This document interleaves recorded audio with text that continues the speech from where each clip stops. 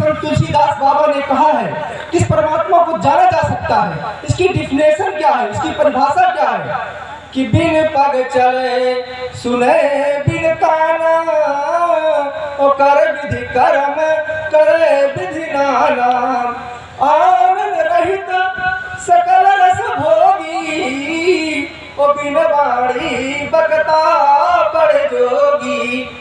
कि बिना पैरों के चल रहा है, बिना हाथों के ये कर रहा है, बिना आंखों के ये देख रहा है, बिना मुंह के स्वाद ले रहा है, ऐसा परमात्मा है।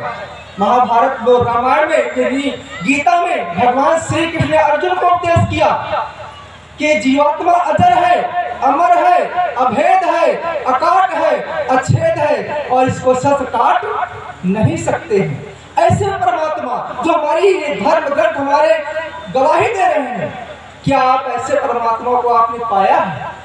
अगर नहीं पाया है तो अभी एक बहन जी कह रही थी कि हमारे बीच कल कानपुर से चल करके हमारे ज्ञान विचारक महात्मा लालगंज में आ रहे हैं। तो इस प्रभु परमात्मा को देखा जा सकता है, इसको जाना जा सकता है।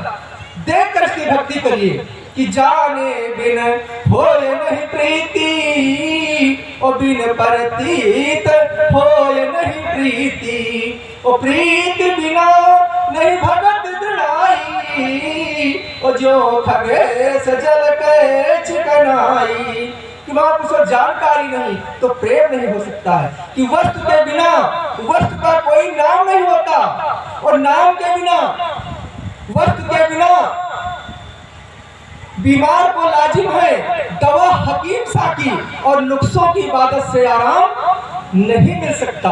कि अगर सिर्फ राम राम कहने से मुक्ति मिलने वाली नहीं है। संत कबीरदास साहब ने लिखा कि इस परमात्मा को जाने बिना मुक्ति होने वाली नहीं है। जानना पड़ेगा, गुरु के समीप आपको आना पड़ेगा।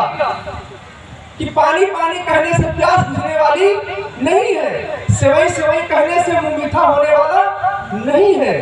परमात्मा को जानना पड़ेगा, इसके समीप आना पड़ेगा। कि पंडित वाद वदनते झूठा राम कहे दुनिया गठ पावे खान कहे मुख मीठा पावक कहे पांव जो दाझे जल कहीं त्रसा बुझाई और नर के साथ सुबह हरि बोले और हरि प्रताप न जाने जो कबहू उड़ी जाए जंगल में बहु न सुनते आने झूठी प्रीत विषय माया सु हरि भक्तन सु हासी कहे कबीर ज्ञान नहीं मुझे बांधे जमपुर जासी। कि वहां पर बिना जानकारी के प्रेम नहीं हो सकता है, इसके पास आना होगा। हमारी अवतार वाणी में संत बाबा अवतार साहब जी कहते हैं कि जिस ज्योति का अस्तु बंदे उस ज्योति को जान तो ले, अरे जिसकी दी दातों को बरते दाता को पहचान तो ले, मालिक से रह ओझल बंदे जो भी कर्म करेगा तू अरे सब हराम याद रखना इसका कर्ज